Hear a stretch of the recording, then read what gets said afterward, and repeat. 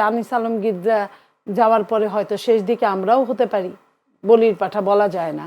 আনিস আলমগীর হতে পারে প্রো আওয়ামী লীগের, হতে পারে প্রো আরো কোনো দলের, কিন্তু সে কথা বলবে। তাকে যদি ধরতে হতো প্রথম দিনই তো তাকে একটা কজ দিয়ে, যেটা আমরা সব সময় বলতাম যে অপরাধীদের শাস্তি দেওয়া হোক। সে যদি অপরাধী হতো তাহলে এই 1.5 বছরে তাকে শাস্তি দিত। সে অপরাধী না, সে কথা বলার কারণে, কথা বলা সরকারের বিরুদ্ধে, এমন না যে আওয়ামী লীগের পক্ষে কথা বলার কারণে, সরকারের বিরুদ্ধে কথা বলা। সরকারের বিরুদ্ধে কথা বলবে, এটাই স্বাভাবিক। সরকার কি প্রত্যেক ব্যাপারে সফল? আওয়ামী লীগের সময় ইলিশ মাছ দিয়েছে, অনেক কিছু দিয়েছে, আমরা কষ্ট পেয়েছি, আমরা ইলিশ খেতে পারি না, আমাদের সন্তানরা এখন পাঙ্গাসকে জাতীয় মাছ বলে। তাইলে এখন কি ইলিশ দেওয়া কমেছে? আমি ভারতের পক্ষে না, বিপক্ষেও না চরমভাবে। কারণ আমি যখন বুঝি আমার 3 দিকেই ভারত, আমি সব কিছু চেঞ্জ করতে পারি, প্রতিবেশী আমি চাইলেই চেঞ্জ করতে পারি না। সেইখানে ভারত একটা বিশাল বড় দেশ। ভারতের সঙ্গে যে ধরনের, ভারত আমার সঙ্গে পায়ে পা দিয়ে ঝগড়া করে, এটা নতুন না, করে সব সময়। এবং আমি শোষিত, আমাকে সে শোষণ করে, এটাও আমি অভ্যস্ত। বাট আমি এটার জন্য প্রতিবাদ করতে চাই, কিন্তু তাদের সাথে আমি পায়ে পা দিয়ে ঝগড়া করতে চাই না। এই যে তলব করার যে বিষয়টা যদি আসে, তাহলে কিন্তু আমার বাংলাদেশকেও বলতে হবে। বাংলাদেশে কিন্তু ভারতীয় হাইকমিশনারকে কয়েকদিন আগে তলব করেছে, একদিন আগে। তো বাংলাদেশ যদি তলব করতে পারে, তারা তো আরো বড় রাষ্ট্র, বাংলাদেশের চেয়ে প্রায় 25-30টার সমান। তো সেই জায়গায় মানুষও প্রায় 150 কোটি, 200 কোটির, 250 কোটির মতো। সেই জায়গায় আমরা যে বাংলাদেশ যে কারণে তলব করেছিল, দিল্লি কি সেই একই কারণে তলব করেছিল নাকি ভিন্ন একটা বিষয়? তলবটা করার পরে আমরা জানতে পারবো যে কি কারণে তলব করেছে। তলবের সঙ্গে তো বলে দেয় নাই যে তুমি এই কারণের জন্য তোমাকে তলব করেছি। উদ্বেগ উৎকণ্ঠার কথা, যেমন ধরেন আজকে যেটা তারা বন্ধ করে দিতে বাধ্য হয়েছে, এটা তাদের জন্য প্রেস্টিজিয়াল ব্যাপার যে তাদের ওইখানে আপনার ঘেরাও দিতে যাচ্ছে। ঘেরাওটা যদি ঘেরাওয়ের মধ্যে সীমাবদ্ধ থাকে, নর্মালের মধ্যে, প্রতিবাদ হোক, আমি এটার সাথে একমত। ভারত আমাদের সাথে অনেক অন্যায় করেছে, তাদের সাথে আমাদের বন্দি বিনিময় চুক্তি আছে, তাহলে বন্দীদের দিতে অসুবিধাটা কোথায়? আমি কিন্তু এই কথাটা বলছি, আমি ভারতের পক্ষে না, বিপক্ষেও না চরমভাবে। কারণ আমি যখন বুঝি আমার 3 দিকেই ভারত, আমি অন্যায়ভাবে আমি কিছু তাদের করব না, তবে তারা আমার সাথে অন্যায় করলে আমি প্রতিবাদ করব। আগে যেমন প্রতিবাদটা হতো না। আপনি দেখেন আওয়ামী লীগের 15.5 বছর কি পরিমাণ বর্ডার কিলিং হয়েছে। আমরা মনে করেছি তাহলে এই 1 বছরে 1.5 বছরে বর্ডার কিলিং কমবে, তাতে কি কমেছে? কমে নাই। আমরা আওয়ামী লীগের সময় ইলিশ মাছ দিয়েছে, অনেক কিছু দিয়েছে, আমরা কষ্ট পেয়েছি, আমরা ইলিশ খেতে পারি না, আমাদের সন্তানরা এখন পাঙ্গাসকে জাতীয় মাছ বলে। তাইলে এখন কি ইলিশ দেওয়া কমেছে? জায়গা মতো কিন্তু মিয়া বিবি কিন্তু ঠিকই খাতির আছে। তাহলে এই বাইরের মানুষদের দেখানোর দরকারটা কি? এই সরকার কি খাতির করছে না? তাহলে সরকার কি চায়, সরকারকে আগে জনগণের কাছে ক্লিয়ার করতে হবে সরকার কি চায়।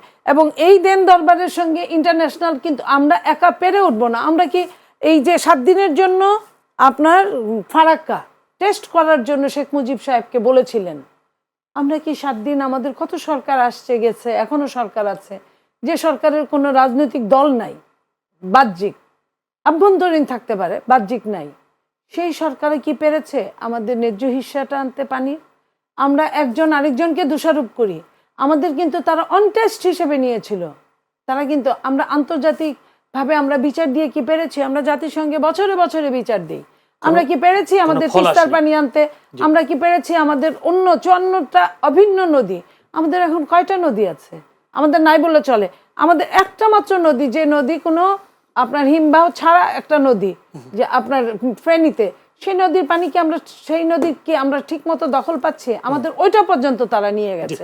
তো সেই জায়গায় আমরা আসল জায়গায় কথা বলতে পারি না, আমরা নকল নিয়ে টানাটানি করি কেন?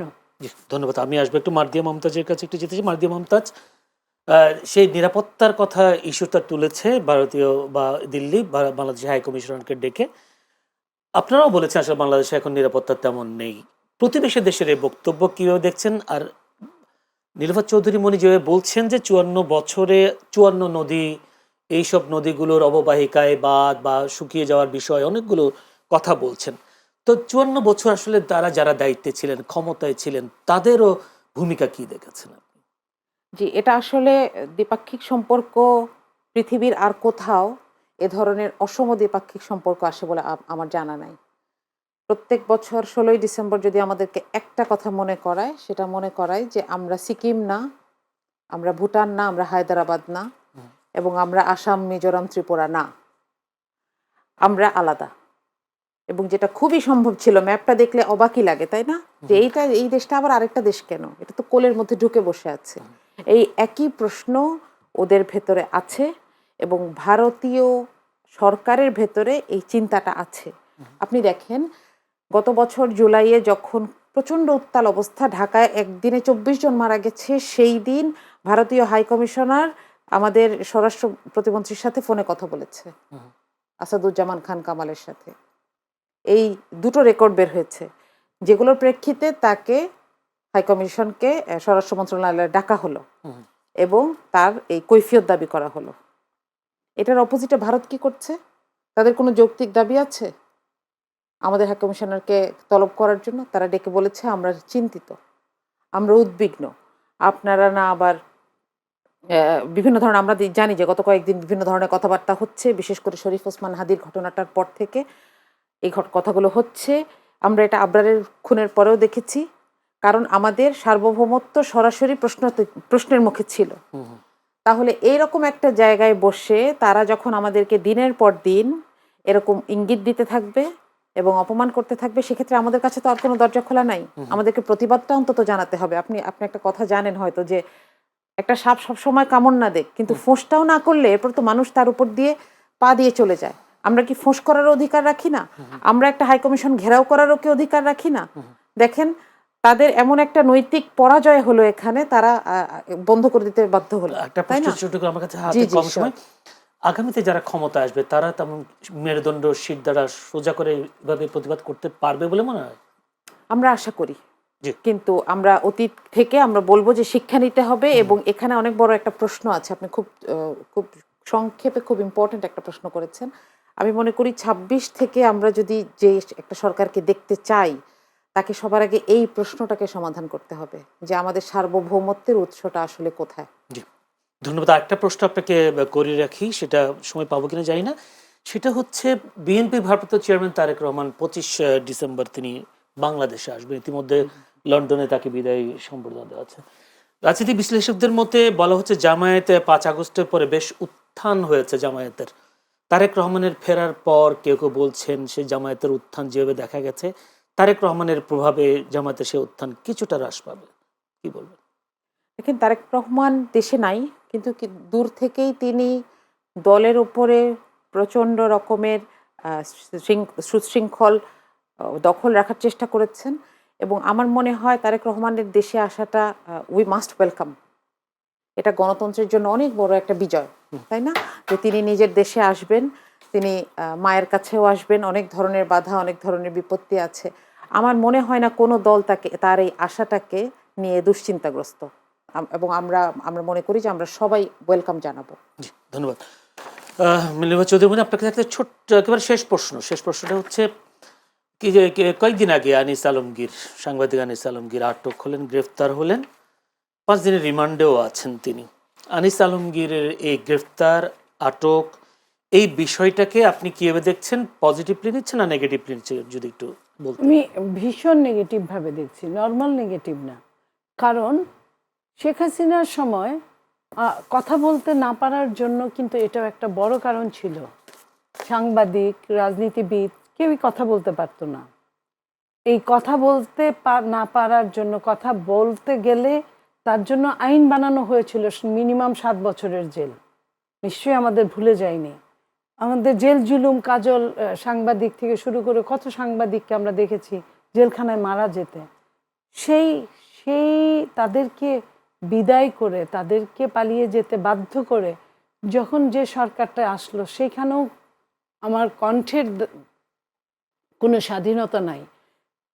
আনিস আলমগীর হতে পারে প্রো আওয়ামী লীগের, হতে পারে প্রো আরও কোনো দলের, কিন্তু সে কথা বলবে। তাকে যদি ধরতে হতো প্রথম দিনই তো তাকে একটা কজ দিয়ে, যেটা আমরা সবসময় বলতাম যে অপরাধীদের শাস্তি দেওয়া হোক। সে যদি অপরাধী হতো তাহলে এই 1.5 বছরে তাকে শাস্তি দিত। সে অপরাধী না, সে কথা বলার কারণে, কথা বলা সরকারের বিরুদ্ধে, এমন না যে আওয়ামী লীগের পক্ষে কথা বলার কারণে, সরকারের বিরুদ্ধে কথা বলা, সরকারের বিরুদ্ধে কথা বলবে, এটাই স্বাভাবিক। সরকার কি প্রত্যেক ব্যাপারে সফল? তো সরকারের বিরুদ্ধে কথা বলার জন্য আনিস আলমগীরকে গ্রেফতার প্রতিদিন করা তো হয়েছে। আপনারাই সরকারের বিরুদ্ধে কথা বলছেন। আমরাও সরকারের বিরুদ্ধে কথা বলছি, কিন্তু আমাদের তো পিছনটা আন্দোলনকারী। আমরা আনিস আলমগীররা তো আন্দোলনকারী ছিল না, সমস্যাটা ওই জায়গায়। তো হতে পারে আস্তে আস্তে আনিস আলমগীররা যাওয়ার পরে হয়তো শেষ দিকে আমরাও হতে পারি, বলির পাঠা বলা যায় না। কিন্তু সেই এই আশঙ্কা করেন জায়গাটায় আপনারা? না করার তো কিছু নাই। আপনি সকালে সূর্য দেখলে বোঝা যায় না যে দিন কেমন যাবে? আপনার আজকে যাদেরকে অ্যারেস্ট করছে, আপনার পান্নাকে করলো, আপনার কি লতিফ সিদ্দিকীরা যখন, আমি আবারও বলছি, লতিফ সিদ্দিকী আওয়ামী লীগের মন্ত্রী ছিল, এমপি ছিল, তাকে অ্যারেস্ট 100 বার করুক। আওয়ামী লীগ হিসেবে সে কি কি অপরাধ করেছে অপরাধের প্রেক্ষাপটে, কিন্তু যখন সে মুক্তিযোদ্ধার কোনো প্রোগ্রামে যাবে, ওই সময় ওইখানে তাকে অ্যারেস্ট করার কোনো কারণ নাই। তার তো বাড়ি ছিল, ঘর ছিল, তাকে আগের দিন অ্যারেস্ট করতে পারতো, পরের দিন করতে পারতো, 1 মাস পরে করতে পারতো, 6 মাস আগে করতে পারতো। সেটা করলো না কেন ওই দিনে? এবং যে সাংবাদিক ওইখানে তথ্য আনতে গেল কি হচ্ছে, তাকে সহ অ্যারেস্ট করলো। তার উপর রাগ থাকতে পারে, ওই রাগের কারণে তাকে অ্যারেস্ট করা হতে পারতো, কিন্তু সেটা না করে শুধু তথ্য আনার জন্য ওই দিন তাকে কেন অ্যারেস্ট করতে হবে? ধন্যবাদ।